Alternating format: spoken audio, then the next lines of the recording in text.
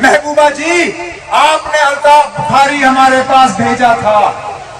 आपने उस वक्त कहा था कि अल्ताफ बुखारी को आप चीफ मिनिस्टर बनाओगे। आपने हमसे सपोर्ट मांगी, हमने उफ तक नहीं किया कि मुफ्ती सैयद साहब ये गलती मत करिए, मत लाइए बीजेपी को अंदर, हमें कुछ नहीं चाहिए, हम कोई शर्त नहीं लगाएंगे, आप नेशनल कॉन्फ्रेंस और कांग्रेस की मदद ले लीजिए, हमें ना मिनिस्ट्री चाहिए, हमें ना एमएलसी चाहिए, हमें ना राज्यसभा चाहिए, हमें चेयरमैन नहीं चाहिए। ताकतों के खिलाफ लड़ रही है जो मुल्क भर में जहर भरने की कोशिश कर रहे हैं, जिनकी मुकम्मल कोशिश है कि नफरत पैदा हो, कि खौफ पैदा हो, लोगों को डराया जाए। हमारी कोई मजबूरी नहीं थी कि हम इंडिया उस अलायंस में शामिल हों, हमारी कोई मजबूरी नहीं थी कि हम कांग्रेस के साथ या बाकियों के साथ मिलकर ये लड़ाई लड़ें, लेकिन लड़ने का फैसला हमने इसलिए लिया क्योंकि हमें हालात का जो है उसका अंदाजा था, हालात से जो हमें खतरा था, हमें उस चीज का अंदाजा था।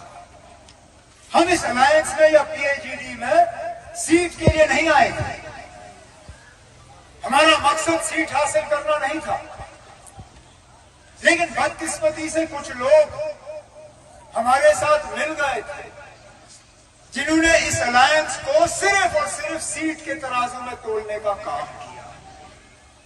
आज हमारे ऊपर इल्जाम लगता है कि हम खुदगर्ज हैं, कि नेशनल कॉन्फ्रेंस ने यहां साउथ कश्मीर की सीट पीडीपी को नहीं दी क्योंकि हम खुदगर्ज हैं। चलिए एक मिनट के लिए हमारे ऊपर ये खुदगर्जी का इल्जाम जो है मैं उसको तस्लीम करता हूं, लेकिन हम अकेले तो है नहीं। कांग्रेस ने भी ऐलान किया है कि वो मियां अल्ताफ साहब की कामयाबी में जो है काम करेंगे। क्या वो खुदगर्ज थे? अगर हम खुदगर्ज थे तो कांग्रेस वाले फिर पीडीपी के साथ जाते। जनाब तारिक आमी साहब ने खुद ऐलान किया कि उनकी पार्टी का भी पूरी सपोर्ट जो है, पूरी मदद वो मियां अल्ताफ साहब को होगी। एक मिनट के लिए मैं तस्लीम करता हूं कि मैं खुदगर्ज हूं। क्या तारिक आमी साहब भी खुदगर्ज थे? खुदगर्जी का सबूत उन लोगों ने दिखाया जिन्होंने पीएजीडी के रास्ते से या इंडिया अलायंस के रास्ते से सीट हासिल करने की कोशिश की। अब मुझसे ये सवाल पूछा जाता है कि हमने किस बुनियाद पे सीट का फैसला किया। आप लोग गवाह हैं, 2 साल पहले यहां डीडीसी के इलेक्शन हुए। डीडीसी के इलेक्शन के दौरान हमने एक फॉर्मूला के तहत सीटों का बंटवारा किया। उस पर यह तय हुआ कि 2014 के असेंबली के नतीजों पे मैंडेट बांटे जाएंगे। था या नहीं था? आपसे पूछा किसी ने उस वक्त मैंडेट के बारे में? ना इनसे पूछा, ना शेख रफी साहब से पूछा, ना किसी और से पूछा। यहां पे अगर मैंडेट बांटे गए तो पीडीपी के पूछ के बांटे गए, अगर शेख रफी साहब के इलाके में बांटे गए तो पीडीपी को पूछ के बांटे गए। क्यों? क्योंकि 2014 में वहां से एमएलए हमारा नहीं बना था। बिल्कुल इसी तरह जब 2024 का पार्लियामेंट का फैसला करना था, हमने 2019 के नतीजों के बुनियाद पे किया। 2019 में पार्लियामेंट का किसने जीता? यहां से नेशनल कॉन्फ्रेंस ने। तो जाहिर सी बात है यहां पे हक जो है वो नेशनल कॉन्फ्रेंस को था अपना उम्मीदवार सामने रखने का। तो हमने क्या खुदगर्जी की? क्या खुदगर्जी की? सिर्फ और सिर्फ वही फॉर्मूला हमने इख्तियार किया जो हमने डीडीसी में किया। और महबूबा जी, अगर हम खुदगर्ज लोग होते, हम क्या 2015 में आपको दोस्ती का हाथ बढ़ाते? याद करिए जब 2015 के नतीजे निकले थे, उस वक्त ये कलम दवात वाले ये बीजेपी के साथ बात कर रहे थे। ये नेशनल कॉन्फ्रेंस तंजीम है जिसने उस वक्त ये कहा कि मुफ्ती सैयद साहब ये गलती मत करिए, मत लाइए बीजेपी को अंदर, हमें कुछ नहीं चाहिए, हम कोई शर्त नहीं लगाएंगे। आप नेशनल कॉन्फ्रेंस और कांग्रेस की मदद ले लीजिए, हमें ना मिनिस्ट्री चाहिए, हमें ना एमएलसी चाहिए, हमें ना राज्यसभा चाहिए, हमें चेयरमैन नहीं चाहिए। बिना शर्त 6 साल आप हुकूमत करिए। उस वक्त क्या कहा पीडीपी वालों ने? कहा कि ये पिछले दरवाजे से हुकूमत पकड़ने के लिए नेशनल कॉन्फ्रेंस वाले आ रहे हैं। हमें ताने दिए, हमें कहा अब बैठो 6 साल ऑपोजिशन में। हम खामोश बैठे। फिर 2016 आया, महबूबा जी की पार्टी टूट रही थी। उस वक्त हम लोग हैं जो राजभवन गए, जिन्होंने गवर्नर साहब से कहा कि मत होने दीजिए ये। नेशनल कॉन्फ्रेंस को मालूम है इस तरह का तोड़ मरोड़ की सियासत, इसका क्या खमियाजा भुगतना पड़ता है। क्या ये हमारी खुदगर्जी थी? 2018 महबूबा जी, आपने अल्ताफ बुखारी हमारे पास भेजा था। आपने उस वक्त कहा था कि अल्ताफ बुखारी को आप चीफ मिनिस्टर बनाओगे। आपने हमसे सपोर्ट मांगी, हमने उफ तक नहीं किया। फारूक अब्दुल्ला साहब ने रातों रात चिट्ठी पे दस्तखत किए और गवर्नर साहब के पास भेजे आपके अल्ताफ बुखारी साहब को चीफ मिनिस्टर बनाने के लिए। ये क्या हमारी खुदगर्जी थी? क्या ये हमारी खुदगर्जी का सबूत है?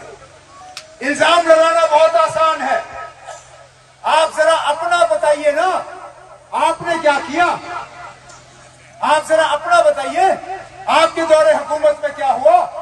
जब यहां तबाही और बर्बादी मची थी, आप क्या कर रही थी? जब आपके पास मौका था यहाँ के लोगों के जज्बात की तर्जुमानी करने के लिए, आप किनकी तर्जुमानी कर रहे थी? हमें मालूम है। मियां साहब उस वक्त असेंबली में थे, शौकत उस वक्त काउंसिल में था, सकीना थी, बाकी थे। मुझे आपकी तकरीरें याद है, आप थकती नहीं थी जनाब मोदी साहब की तारीफ करते करते। रिकॉर्ड गवाह है, आपकी एक एक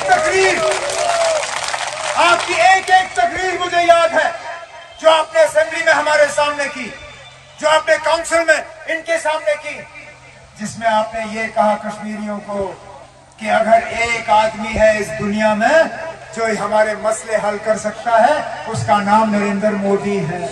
तो किए मसले हल? मिला कुछ हमें? तबाही और बर्बादी के अलावा क्या मिला? हमारी शनाख्त, हमारी पहचान, हमारा वकार, हमारा वजूद, सारा कुछ तहस नहस हुआ। आज हमसे पूछा जाता है कि 370 में लोगों को क्या दिया? चले ना, और कुछ नहीं दिया, लेकिन इस 370 के तहत जनाब बाबा कौम शेर कश्मीर शेख मोहम्मद अब्दुल्ला ने यहाँ के लोगों को जमीन के मालिकाना हक दिए। ये पूरे मुल्क में और कहीं नहीं हुआ, मां सिवाय जम्मू कश्मीर में। आज उन्हीं जमीनों को खतरा है, आज उन्हीं जमीनों को खतरा है।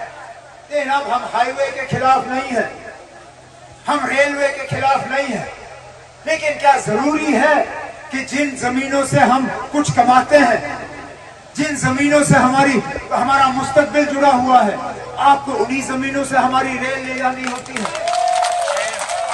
आप क्या 10 फुट दाएं बाएं इस रेल को नहीं ले सकते हो? इंशाल्लाह इस रेल के लाइन को हम यहां से अलग करके आगे ले जाएंगे।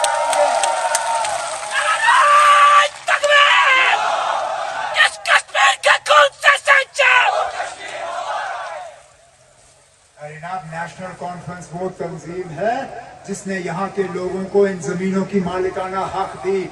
हम ये हक आपसे छीनते हुए नहीं देखेंगे। नुमाइंदा आपका पार्लियामेंट जाएगा इंशाल्लाह, लेकिन वो नुमाइंदा जाएगा जो वहां पे बात करेगा। लेकिन आप स्टेज पे बात करना बहुत आसान है।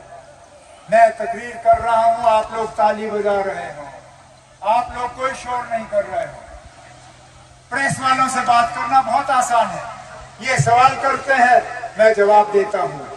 लेकिन उस ऐवान में जाना जहां पे शोर होता है, जहां पे टेबल पे थपथपे करते हैं, जहां पे नारे लगते हैं, वहां बात करने का अंदाज दूसरा ही होता है।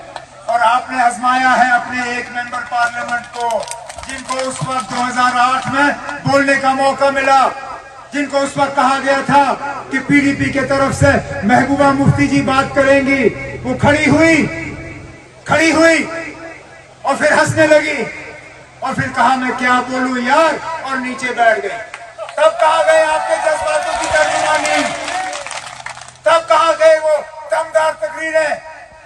आज कहा जाता है कि हम महबूबा जी के पार्लियामेंट जाने से डरते हैं। अरे महबूबा जी, पार्लियामेंट में उस दिन मैं आपके साथ बैठा था, मेरी तकरीर और आपकी तकरीर दोनों में फर्क देख लो और फिर पता चलेगा आपको कौन डरा हुआ है, वहां किसने बात की और कौन खामोश रहा, वो हमें मालूम है। अरे राम, रिकॉर्ड गवाह है। वजीर आजम के सामने हम बात करते हैं। जब यहाँ डॉक्टर मनमोहन सिंह साहब आए और मैं वजीर आला था, उस वक्त मैंने दूध और टॉफी की बात नहीं की, मैंने उस वक्त जम्मू कश्मीर की सियासी मसले की, सियासी हल की बात की। रिकॉर्ड गवाह है। लेकिन रिकॉर्ड इस बात का भी गवाह है कि 2016 में जब हालात खराब थे और आप उस वक्त के होम मिनिस्टर राजनाथ सिंह के बगल में बैठे थे और आप यहाँ के लोगों की जज्बातों की तर्जुमानी कर सकती थी, उस वक्त आपने यहाँ के लोगों को ताने दिए, कहा ये क्या दूध लाने गए थे, ये क्या टॉफी लाने गए थे। ये हमें याद है हमारे जख्मों पे आपने किस तरह नमक छिड़कने का काम किया, भूले नहीं लोग यहाँ।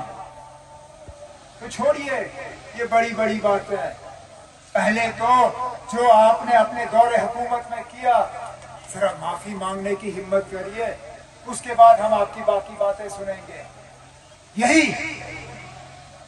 मौजूदा जो हालात है, जो फिरका परस्ती ताकत है, जो यहाँ पे लोगों को लड़वाने की बात कर रहे हैं, अफसोस होता है मुझे कि यहाँ ऐसी ऐसी तकरीरें हो रही हैं बाकी मुल्क में, जिससे कि मजहब के बीच में एक तनाव और एक झगड़ा पैदा करने की कोशिश की जा रही है।